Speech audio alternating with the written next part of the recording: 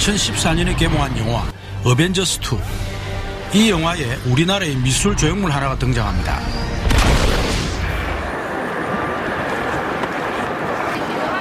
바로 이 조형물입니다. 영화에 나오면서 이 조형물은 일약 전 세계적으로 유명해졌습니다.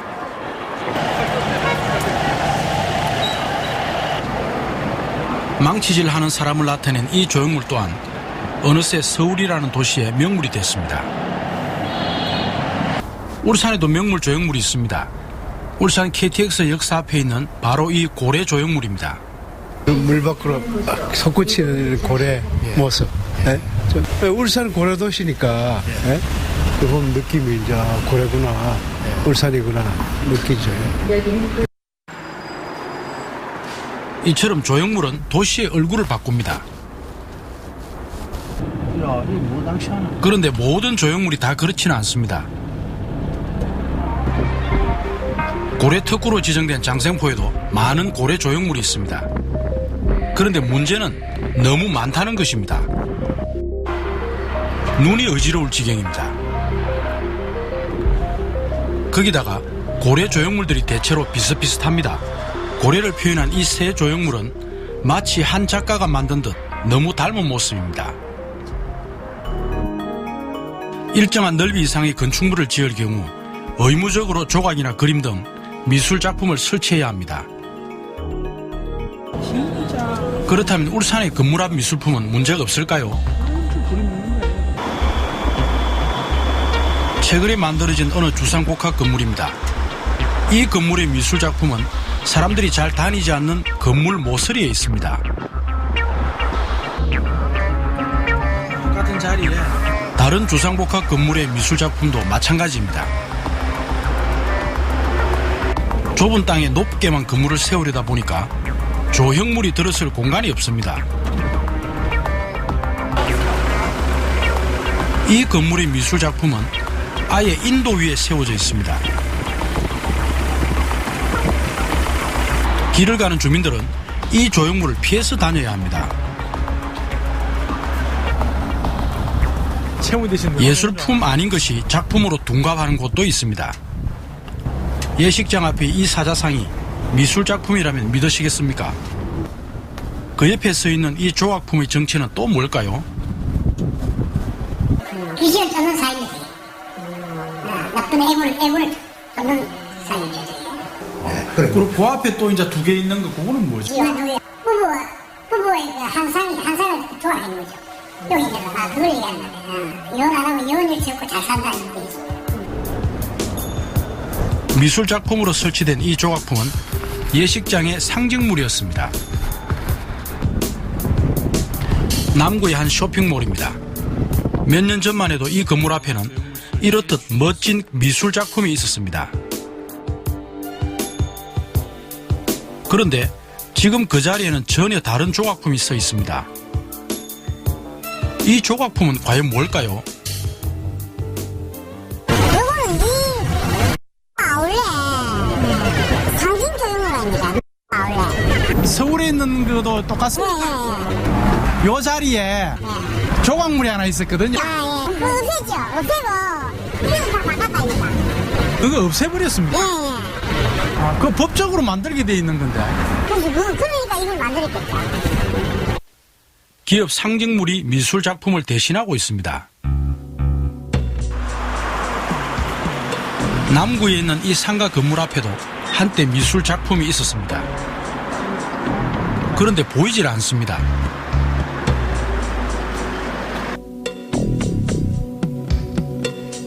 우리는 건물 옆 주차장 안쪽에서 마치 버려지다시피 방치된 미술 작품을 발견할 수 있었습니다.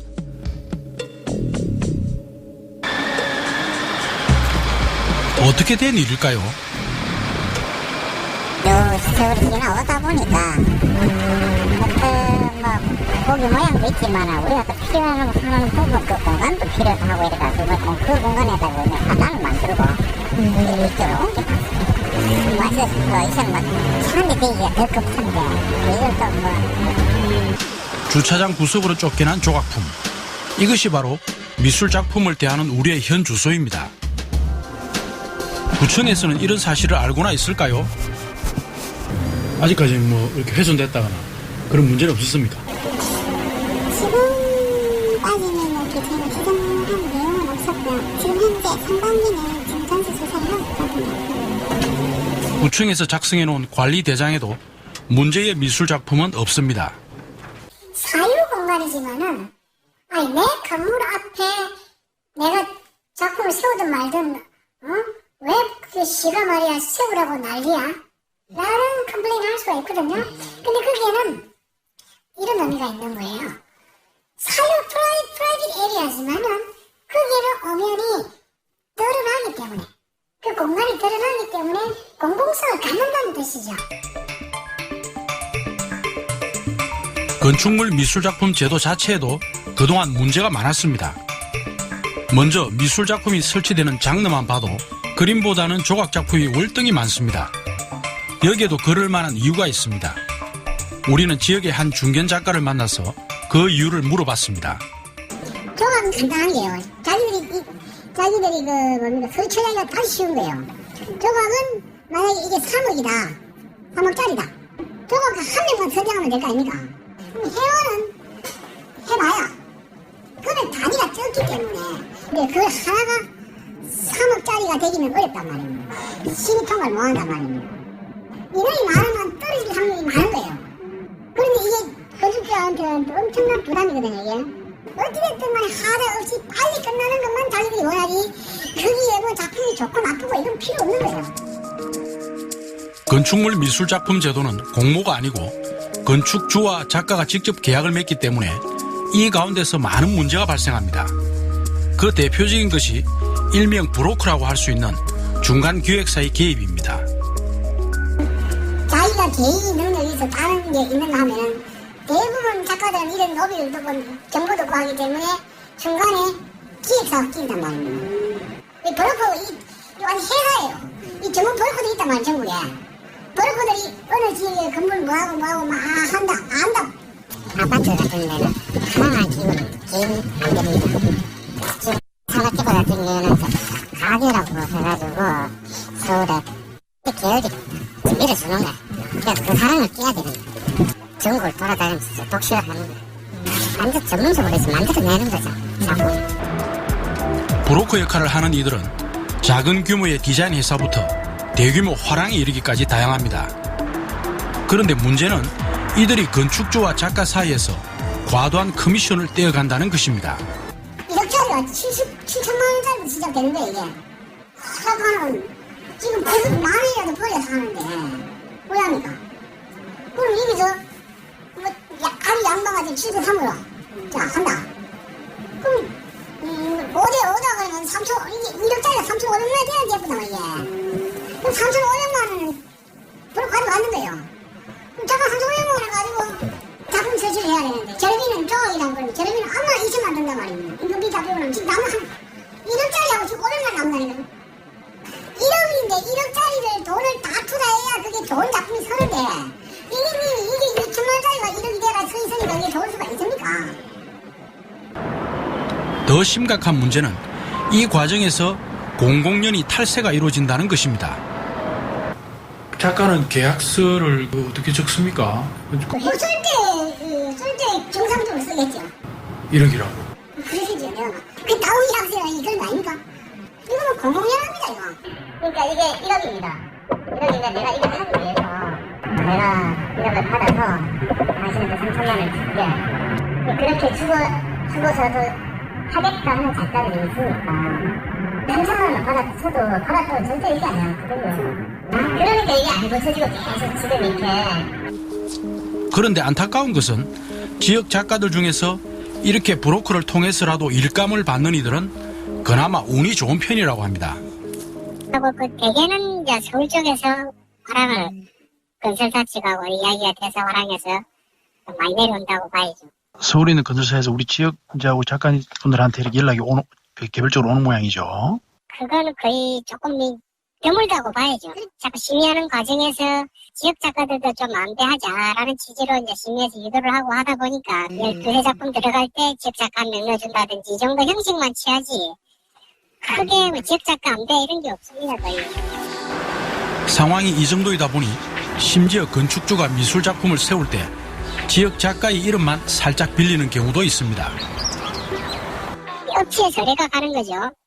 예를 들어서 작가님 이 심의 통과만 해주시면은 얼마를 드리겠습니다. 나머지는 업체에서 다 알아서 자기네들의 설치까지 다 끝내버리는 거죠. 만드는 것도 거기서 만들고요.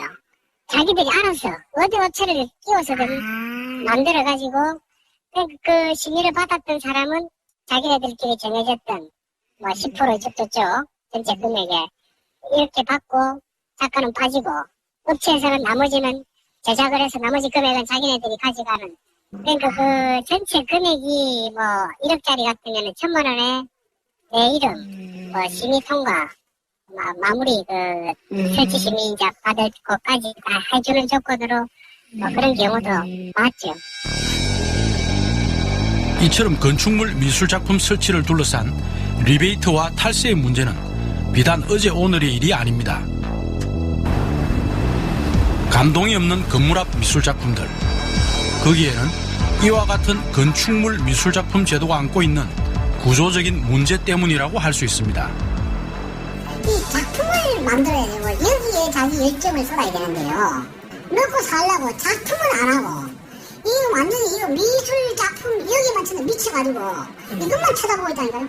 그러니까 사이트들이 가가지고 이게 뭐 공공 작품 보면은요, 뭐 비슷해보적으로 작품들이 비슷합니다. 그냥 예를 들어 3억짜리다. 높이 얼마, 넓이 얼마 정도 규모가 대충 가정이 될 거 아닙니까? 막 거기에 집중하는 거예요. 이 작가의 작품과 관계없는 거예요. 저는 그래서 이런 제도 좀 없애고. 공공기관에서 발주하는 공공조형물의 경우는 어떨까요? 공공조형물은 공모 형태로 이루어지기 때문에 가운데 브로커가 끼어들 여지가 없어 보입니다. 그러나 공공기관에서 발주하는 공공조형물들은 모두 이 사이트를 통해 공고가 됩니다. 그런데 응모의 자격 조건을 보니 상당한 납품 실적을 요구합니다.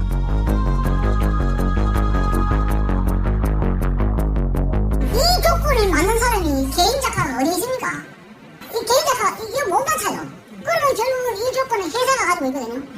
그럼 기획사가 작가를 골라가지고 그 기획사 이름으로 공모를 참가를 한단 말입니다.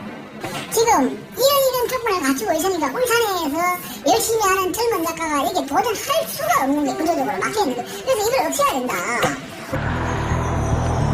혁신도시에 들어선 많은 건물들, 2013년 이후 혁신도시 내 공공기관 앞에 세워진 미술작품만 무려 40점이 훨씬 넘습니다. 그런데 그 작품들 중 지역 조각가의 작품은 한 점도 없습니다.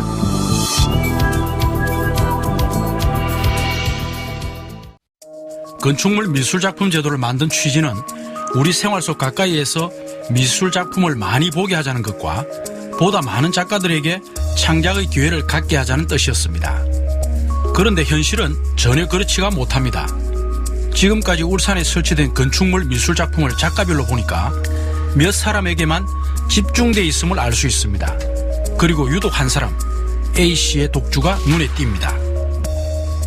조각을 하는 전업 작가 생활을 하는 사람들은 한 30명에서 한 35명 정도가 됩니다. 그 중에 예를 들면 뭐 미술 장식품을 하는 사람 예를 들면은 거기에 공모를 넣거나 그리 하시는 분들은 뭐 손가락 안에 딱 손가락 들거든요. 그런 사람들이 거의 한 뭐 90% 이상을 다 가져간다고 보시면 됩니다. 어느 한 작가가 거의 90% 하는 건 세계적으로 없고 우리나라뿐입니다. 변절되고 변절되다 보니까 지금은 토세계 기득권화가 돼버렸어요. 미술품 설치가 일부 작가에게만 집중되는 문제. 이것은 건축주와 작가가 직접 거래를 하다 보니 작품보다는 영업력과 로비가 더 센 힘을 발휘하기 때문입니다. 건축주가 직접 발주를 하게 될 경우에는 아무래도 자기가 뭐 아는 작가를 하든 아니면은 영업이 들어온 그런 데랑 어떤 타협을 한다든지 해서 영업력이 있는 작가가 뭐 가서 영업을 따가지고 오는 거예요. 그러다 보니까 일부 작가한테만 이렇게 편중돼서 이제 그 일하기 편한 그런 작가한테로 이제 일이 가겠죠 주로. 작가 A씨는 어떻게 해서 혼자서 많은 미술작품 설치권을 따는 게 가능했을까? 그 비결은 과연 무엇일까요? 이거 어떻게 하느냐 내가 예를 들어서 저기 가서 누가 땅을 딱 친다. 돌도장 하나 딱 쓰이다. 저게 3m 불리 하나 딱 가서 거기 뭐 하느냐고 딱 도장한단 말입니다. 아 이게 무엇이 있는지 이게 어디 오는지 딱 한다고. 그걸 찾아가는 거예요. 그걸 들이대는 거예요. 그러니까 그걸 뭐 불법이 나만 있는 거 아니면 지능으로 따오는지 뭐 누가 뭐라 하겠습니까. 그가 유독 많은 미술작품을 설치한 것은 이처럼 건축 현장을 찾아다닌 남다른 노력 때문이었을까요? 그런데 지역의 한 젊은 작가는 얼마 전 A씨로부터 황당한 일을 당했다고 합니다. 작년에 저 같은 이제 거기 미술작품을 하나 하게 되는데 현장을 찾아라 협박을 하는 거야. 현장을 내놔라. 현장 주려고 심의 통과하기 힘들 것이다. 현장 가가 소장 누구냐고 해가지고 아니면 자기 인맥을 해가지고 찾아내든지 이제 반협박식으로 심의 통과 안 되면은 건설에서는 그게 제일 타격이 크니까. 그런데 문제는 그런 식으로 당한 사람이 한둘이 아니었습니다. 지역의 토백 같은 경우에는 웬만하면 다 손해배 사이고 뭐 이렇게 되면 다 일딸 수도 있고 또 기존에 뭐 그 건설체도 작가를 찾아가서 협박하고 나 누구요 이렇게 뺏어가는 경우가 많아요. 아니 저도 그런 일로 우리 와서 그랬어요. 우리 일 준다 가도 그냥 자기가 가져가게 되더라고. 그러면 뭐 한두 번 말고 이렇게 명함 보여주고 내 이 바닥이 어떤 데로 뭐 협박하면 그거 돈 뭐 2억짜리 같은 것 때문에 시달리면 그 건물 몇천 개 지나면 시달리잖아요. 현장 소장들이. 그 현장에서 그냥 소장들이 그 화랑 전화해요. 그냥 주라고 그런다고요. 그렇게 해서 영업을 합니다. 보통 사람이라면 과연 이런 일이 가능했을까요? 건축 현장을 다니며 그가 큰 소리를 칠 수 있었던 이유. 그는 지역의 자치단체장 또 지역의 유력 정치인들과 보통 가까운 사이가 아니었습니다. 특히 미술작품의 심의와 관련해서는 지금도 그가 아니면은 울산시 심의 통과가 쉽지 않다고 합니다. 건축사 한 분이 미술품 심의의 속 깊은 문제를 우리에게 털어놓았습니다. 그 심의에 통과하는 거를 그 영향력 있는 한 사람이 자기 작품을 내서 그거를 그거 아니면 통과가 안 되게끔 돼 있다고. 여기서 심의위원들이 말하는 업체가 그 작가가 예를 들어가지고 A라는 작가다. 그러면 B라는 작가고 C라는 작가가 아무리 갖다 넣어도 통과가 안 된다는 거죠. 아니, 심의위원들이 많이 있는데. 심의위원들하고의 관계는 심의위원들이 아무리 많아도 할 수 있는 방법이 있다고 그러거든요. 심사위원들까지 움직이는 그의 막강한 힘. 그 비결은 뭘까요? 우리는 지역 작가들의 얘기를 통해 그가 심의위원들을 어떻게 움직이는지 조금은 짐작할 수 있었습니다. 이제 안면이니까 이번 나가면 좀 잘 봐달라. 본이 조각적으로 심의위원은 저랑 이제 몇 명이 안 되거든요. 심의위원요? 그것까지 다 얘기하려면 난 미쳐버린다 진짜. 심의위원들이랑 술 한잔 먹고 바로 다이다이 하면 무습니까? 지겨합니다. 심의위원 그것도 명단도 알 수가 없는 건데 그것도 명단도 다 뽑아내요. 어떻게 시에서 보면 꼴면 계산 못하고 걱정을 못하는 거야. 설득돼야 문제는 이뿐만이 아닙니다. 자기 작품이 많을수록 심의 통과가 어렵다고 보고 아예 다른 작가의 이름을 빌려 제 작품을 심의에 올린다고 합니다. 그래서 지역의 젊은 작가 중에서는 작가 A씨로부터 이름 좀 빌리자는 제의를 받았던 이들이 적지 않습니다. 그 다음에 자기가 이제 독점하다 보면 이제 문제되잖아요. 저 어떤 사람이 계속 심의하면 어디 시민들도 가야 좋지 않을 거라고요. 그죠? 이런 거 또 한 명은 좋아할 수 없기 때문에 그거를 어쩔 수 없게 빌리는 과정이에요, 사실은. 세금의 문제도 있고 독식의 문제 때문에 다른 이름을 빌릴 수밖에 없는 거. 내가 젊은 작가들이 오면 부끄럽고 해서 술이나 먹고 그냥 말하지 말자. 너는 500만원 줄게, 네 이름 하나 넣어라 이러는데 열심히 하려는 젊은 작가들 덩치면 안 돼요. 다른 작가의 이름을 빌렸다면 A씨의 작품은 지금 보는 이 통계보다도 훨씬 더 많을 것입니다. 보다 많은 작가들이 창작할 수 있는 기회를 제공한다는 건축물 미술작품 제도의 본래 취지가 정말 무색해지는 순간입니다. 이처럼 A씨를 포함해 지역에서 몇 사람이 미술품 설치를 독점하다 보니까 지역의 신진 작가들 중엔 작가의 길을 아예 포기하거나 아니면 울산을 떠난 젊은 작가가 많다고 합니다. 네, 솔직히 심의 받으러 오시는 분들이 울산 미협 회장, 그 다음에 전 회장, 그 앞에 회장, 그리고 나이 든 사람들, 이제 어느 정도 있는 사람, 젊은 작가들도 없어요. 그게 보기가 좋습니까? 울산에 저뿐만 아니라 젊은 작가들이 몇 명 있긴 하는데 작품을 전업 작가처럼 하는 작가가 아무도 없습니다. 일부 작가들은 잘 살고 일부 작가들은 말 그대로 우리 말 필터에 살 수밖에 없는 이 구조가 바뀌지 않고 힘들겠더라고요. 울산 특이한 도시예요. 딴 도시에 비해서. 어떤 대상자 한두 명이 계속 할 수밖에 없고 그거를 또 울산 작가들이 또 작가들이 또 어떻게 보면 이렇게 마음이 좋은가 봐요. 이해한다는 게 대해서 너무 난 이해가 안 가더라고. 그러니까 이게 문제가 되면 거기다 문제 제시한 사람만 망설일까봐 그냥 같이 호흡하고 같이 할 수 있고. 울산시는 이 문제에 대해 어떻게 생각하고 있을까요? 그러니까 울산시만 그런 게 아니고 서울도 마찬가지고 부산도 그렇고 대구도 그렇고 그거는 개인대 개인의 대화이기 때문에 저희가 많다 작다고 말씀드릴 수 있는 입장이 아니라는 거죠. 삼성이 핸드폰 많이 판다고 해서 그게 법이 저촉되는 건 아니지 않습니까? 그 사람의 비즈니스도 잘하는 거고 문제가 눈앞에 있는데도 정작 울산시는 문제를 해결할 의지조차 없어 보입니다. 그렇다면 울산미술협회는 어떨까요? 울산미협의 관계자는 우리를 더 황당하게 합니다. 작품을 하다 보면 잘 파는 작가 있고 잘 못 파는 작가도 있지 않습니까? 잘 판다고요. 혼자만 내 판다고 뭘 할 수 있겠습니까? 마찬가지죠. 그만큼 자기가 그래도 열심히 하지만 사회적 능력도 필요하거든요. 작품만 좋다고 다 팔 일은 아닙니다. 어떤 점이 그럼 필요하죠? 우리가 개인전을 하는데 인맥이 많으면 많은 만큼 더 잘 팔릴 거 아닙니까? 그리고 사회생활 열심히 하는 것도 그것도 하나의 장단점이 될 수 있지 않습니까? 그는 꼬이고 꼬인 건축물 미술작품 제도 과연 해결책은 없을까요? 예, 요거는 그런데 서울 마포구는 좀 달랐습니다. 2차 아파트요. 마포구는 이런 문제를 해결하기 위해 전국 최초로 미술작품 공모 대행제를 시행해오고 있습니다. 저희가 이제 그 준공 10개월 전에 보통 준공을 시켜주는 이제 건축주가 자기 작품을 어떻게 선정해달라. 자기 건물하고 매칭이 되는 컨셉을 줍니다, 저희한테. 그럼 저희가 이제 접수를 해서 그 공모 지침서라는 걸 만들어가지고 공고를 합니다. 그러면 전국의 불특정 다수인이 작가분들이 그걸 보고 응모를 하게 되면은, 응모를 하면은 저희가 이제 그 심사위원이 한 100명 정도 풀 제도가 있습니다, 풀.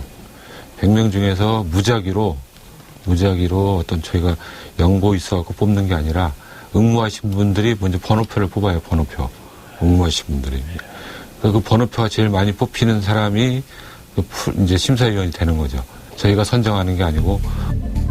공모 대행제란 말 그대로 건축주와 작가가 알아서 미술작품을 세우는 것이 아니고 구청이 건축주의 의뢰를 받아 미술작품 공모를 통해 엄선된 미술작품을 건축주의 건물 앞에 세우는 제도입니다. 엄청 좋아하겠습니다. 이 작품이 바로 미술작품 공모 대행제 이후에 세워진 작품입니다. 설치 당시 무려 80대의 경쟁률을 뚫고 선정된 작품입니다. 이 작품의 작가 또한 구청이 공모를 대행하는 것에 아주 만족해했습니다. 공모 대행제를 하면서 이제 법정가액을 전체를 이제 작가한테 주니까 작가 입장에서는 이제 좋은 작업을 하는데 무리가 없다는 얘기죠. 그 공고를 내서 뭐 많은 작가들한테서 그 작품을 이제 받아가지고 이제 심사위원들이 이렇게 이제 뽑으니까 아무래도 기회가 일반 작가들한테도 한 번이라도 더 있는 거죠. 마포구는 이 제도를 2011년부터 시작했는데 지금은 서울 광진구도 이 제도를 시작했습니다. 마포구의 공모대행제는 현재 문제 많은 미술작품 제도를 해결하는 모범 사례가 되고 있기도 합니다.